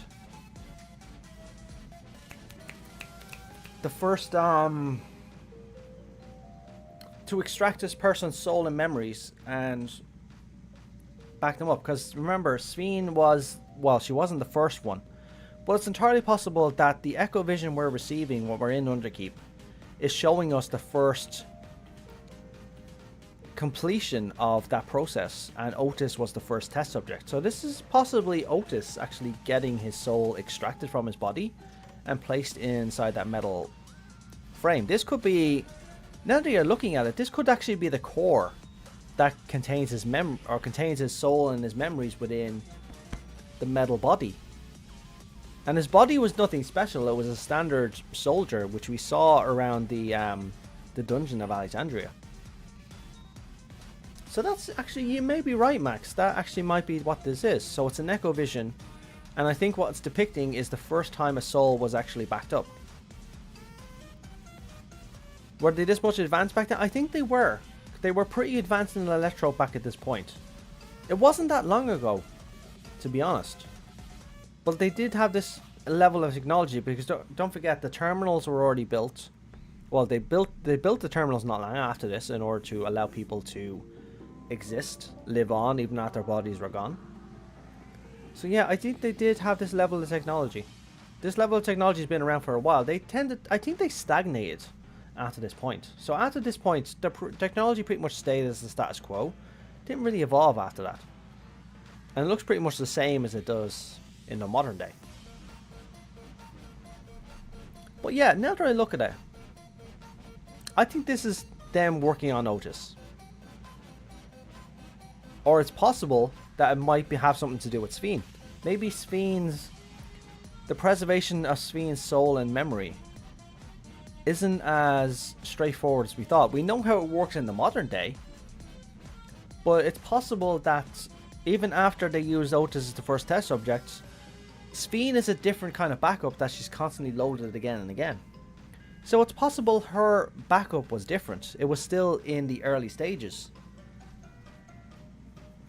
Look at this. Excuse me. But yeah, I'll be interested to know exactly what that is. So if it's not him controlling Sphene, it's them in the past, as you said, with an Echo Vision, doing the first backup of Sphene's soul. Which could be the trigger for the actual vision in the first place, thinking about Sphene and this actually happening. And it might have happened in Castle Alexandria, which would end up being the Preservation's base of operations. And I still think Preservation's around, because there's a reason we're going to Underkeep in the first place. Something is going to be driving us there. I think what's going to happen is they're going to be investigating evil Sphene walking around, and they're going to realize that she's getting signals from somewhere in Everkeep, and they realize it's actually at the base, which is why we end up exploring the base of Everkeep called Underkeep. That's a nice set. That's a nice scene. Okay, and that's pretty much everything I wanted to go through from a lore perspective for, well, the live letter. It didn't really have as much lore as we wanted. We'll get the next live letter will give us the trailer, of course, because whatchamacallit,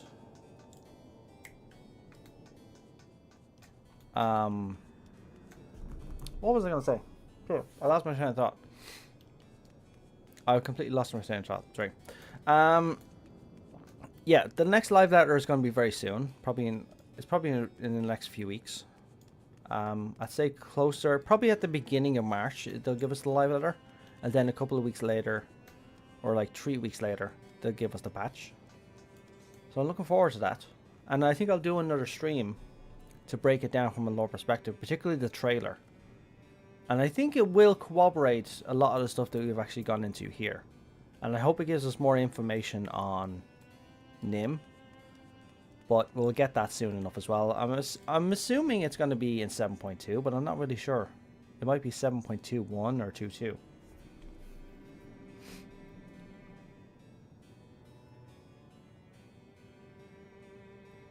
I focused on the boy in the patch art. If you focus on his head, you kind of see hints of Sphene's tiara forming. Okay. That's new. I did look at the art for a while and I didn't see anything. Where's my screenshots? Because I took a screenshot of it today while I was looking at it. Give me a second. Oh, I need to archive all these Tatara screenshots they're taking up, and they're making my screenshot folder buffer. I need to archive those soon enough.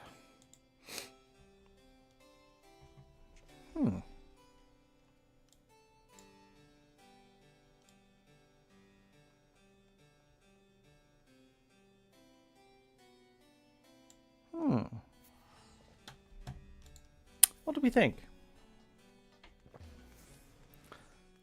It kind of looked like a lighting effect to me, but it's entirely possible, because don't forget, at this point of your head, where's this person in this? Hang on. Let me go back to the back of their head here. Give me a second. There. I don't see anything here. If you take a look, they're not wearing a regulator. Even the new regulator. It's entirely possible you might be right. This might actually be some sort of regulator or something similar to Sphene's crown. It might actually be a neural interface that is allowing him or her to control evil Sphene that's walking around. What do we think, honestly? A boy or a girl? I'm getting both masculine and feminine features from this person. I can't tell the gender.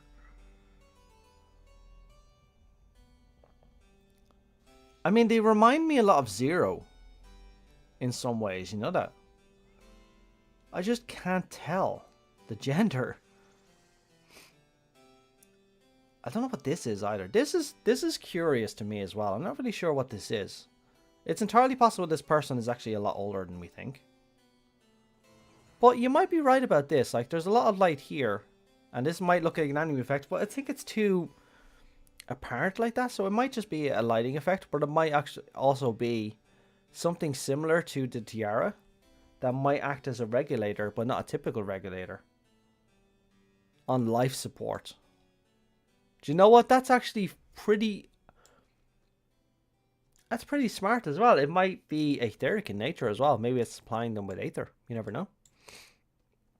Because if this is a member of preservation, I'm going to assume that this person is actually very old.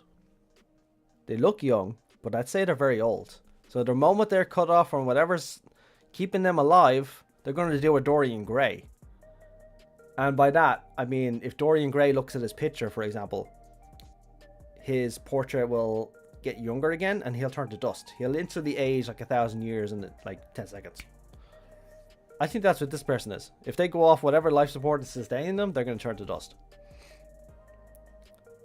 But that's a good thing. I didn't even catch that. I mean, it's usually an effect we see, but now that you point it out, it does kind of look out of place, doesn't it? So I like that. That's good. I like that.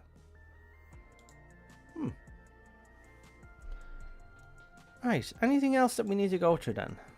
Or is there anything else I've missed? I've already explained this one. I'm still of the opinion that this is the legitimate Sphene. I'm going to put it like this, right? According to the dungeon, when we're running to Alexandria, she deleted her memories. And then when we get to the end of the dungeon, they say deletion complete. But then you see Sphene return at the end, and she has all our memories of everything. As far as we're aware, anyway. I think what happened is that the deletion happened, and then she just undeleted. So it's like a recycle bin. You delete something, but it's still in your recycle bin, and then you can restore it. So I think that's kind of like what she is. So it was deleted, but it wasn't deleted from the cache deletion of the meso terminal, so you have to permanently delete it. So I think it's like that. I just hope they are not an Ascian who chooses a young person body to have it be easier for them to walk in between people or something. Would we assume? I'm not getting that vibe. I didn't even consider that being an Ascian, to be honest. It's entirely plausible.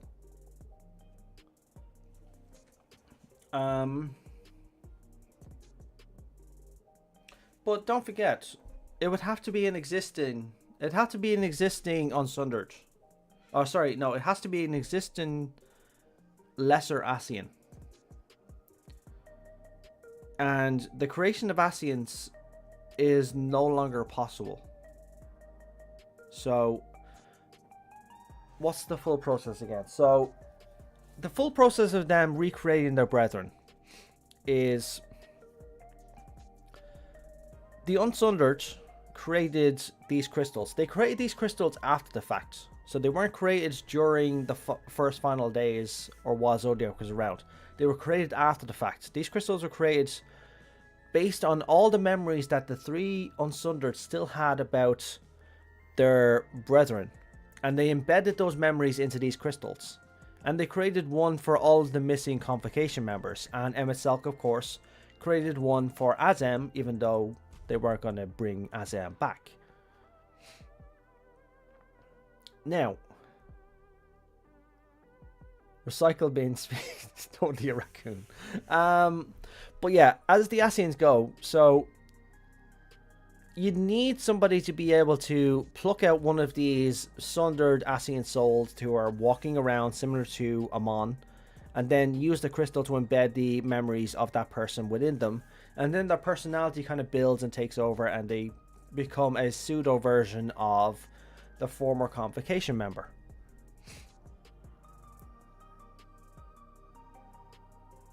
So they sustain the small body with ether or something to keep its youth. Maybe why it's not regular. I mean, they've made a point of pointing this out.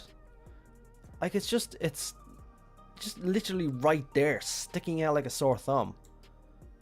So it might just be, I think it's just as you said, it's some sort of life support keeping them alive. I don't think it's an Ascian.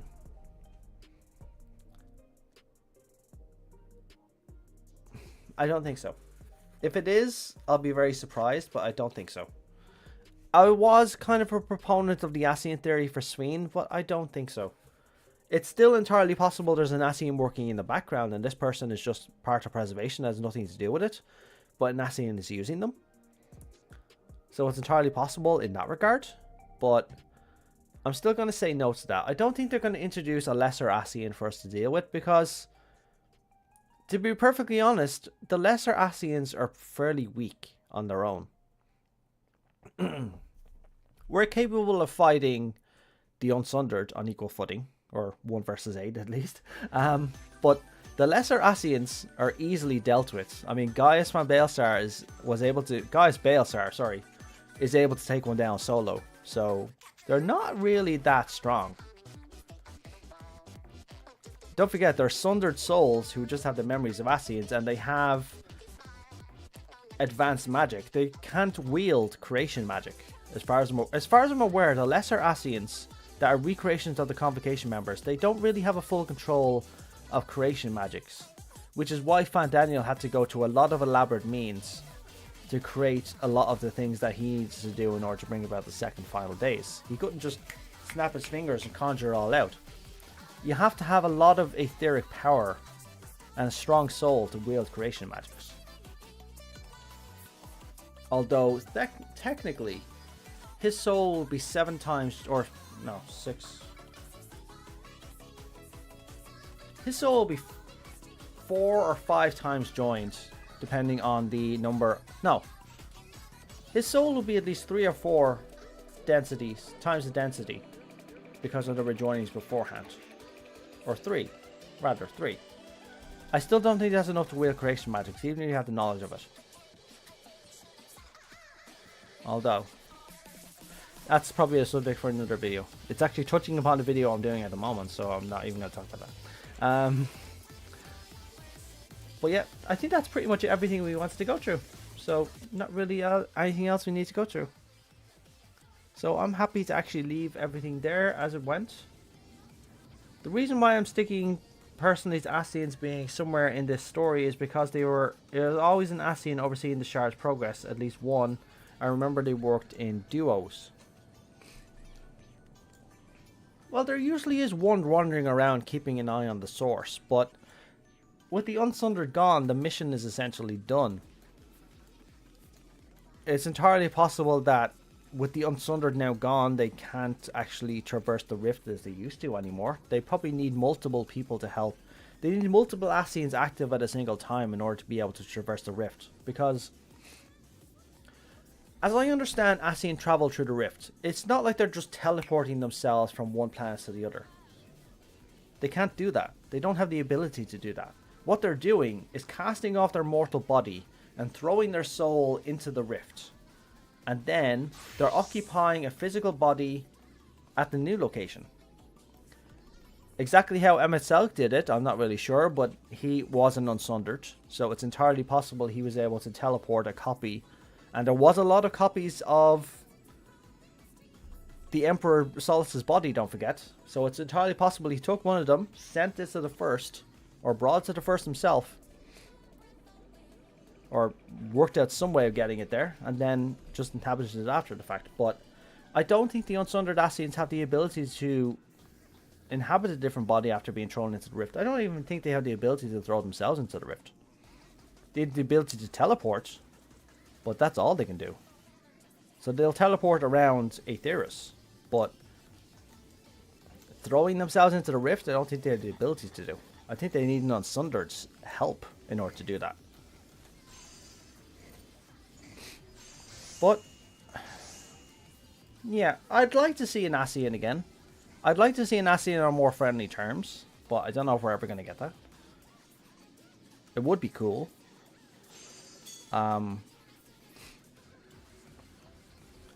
Or it's not less likely if you consider that the Ascians never left Aetheris at that point. But we're going on the assumption that the Ascians are still alive.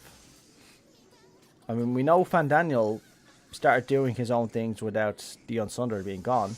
We're assuming the other Ascians were active, but we don't know where they are. But it's entirely possible that they're still on Aetheris or could be trapped on some of the other reflections. As you said, they would be actually monitoring a shard's progress. So it's entirely possible that when the last Unsundered died, they were actually on a different reflection, and with the etheric barriers between the reflections the way they are, they don't have the power or the ability to traverse the rift between worlds to get to Aetheris or to leave their reflection.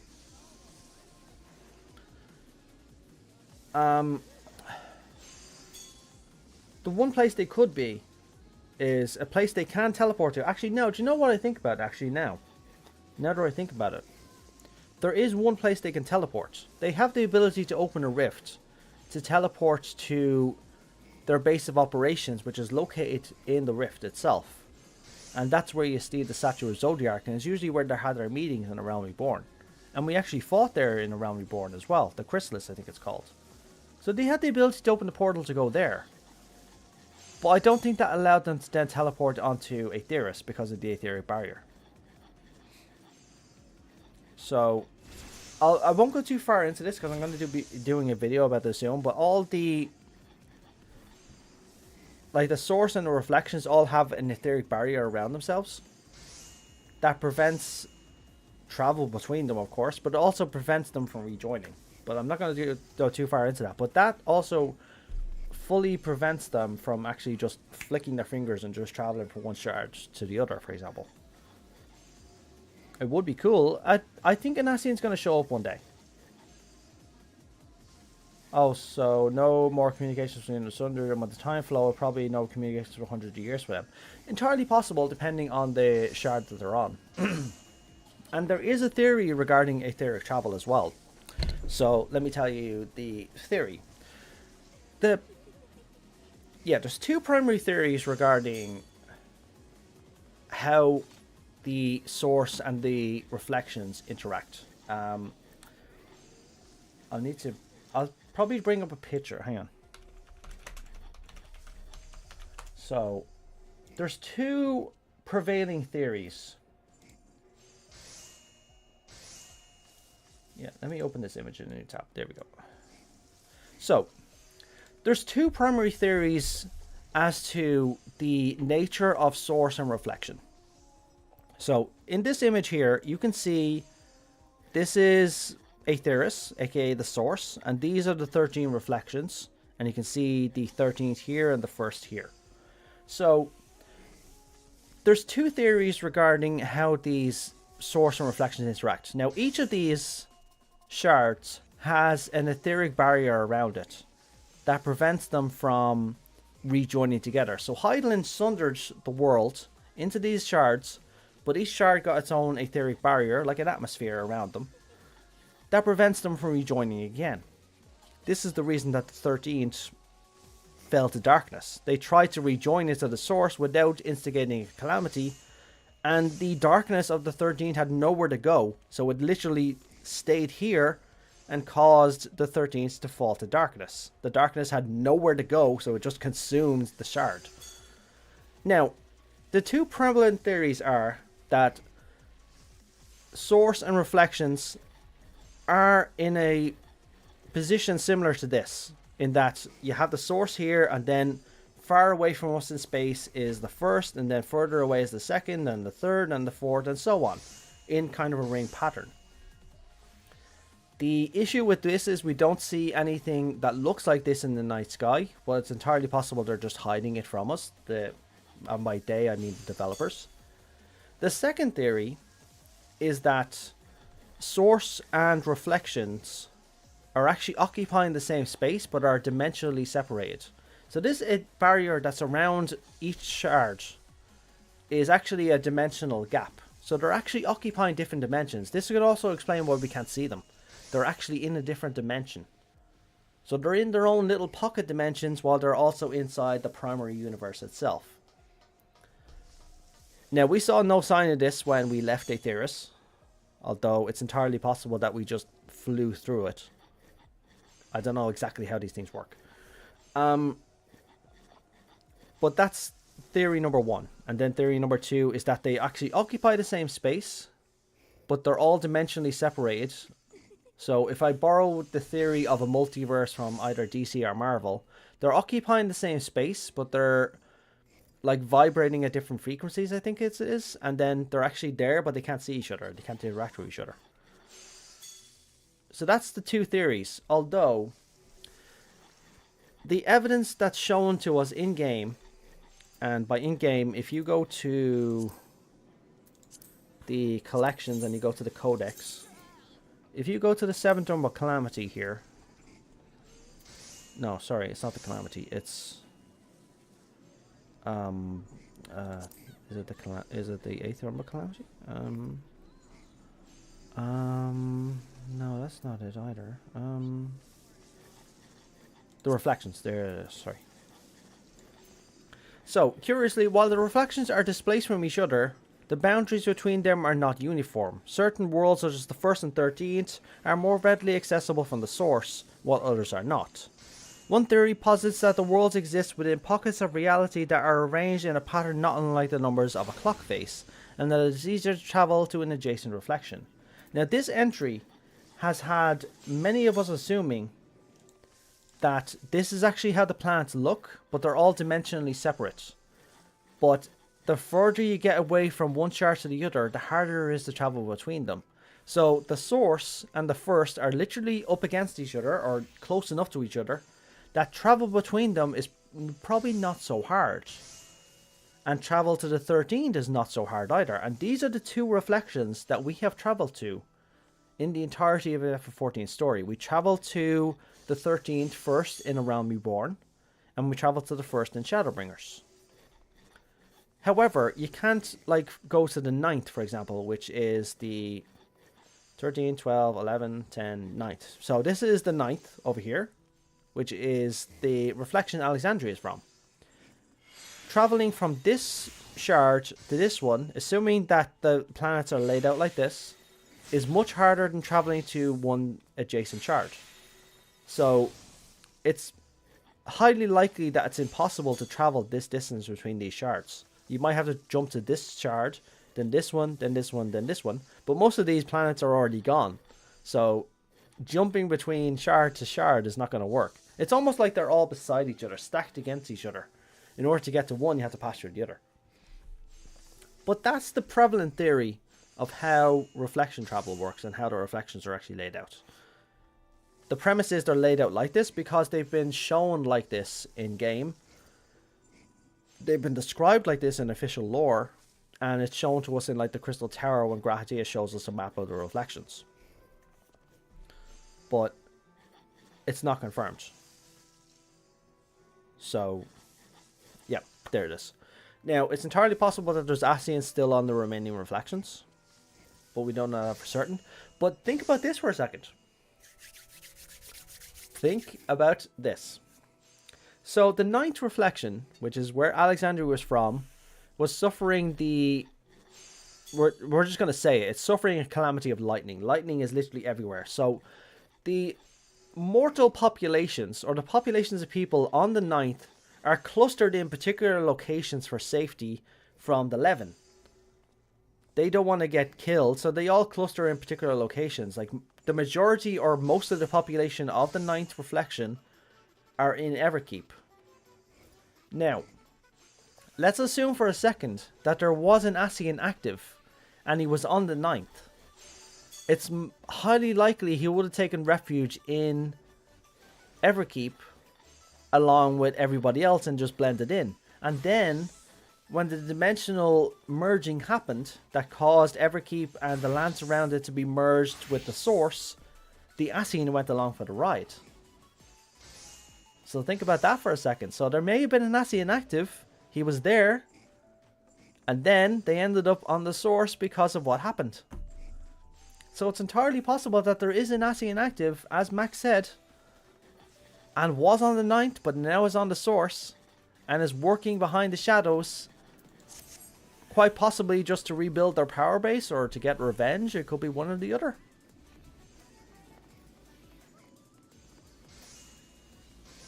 The fish EBE9, I can't remember that fish.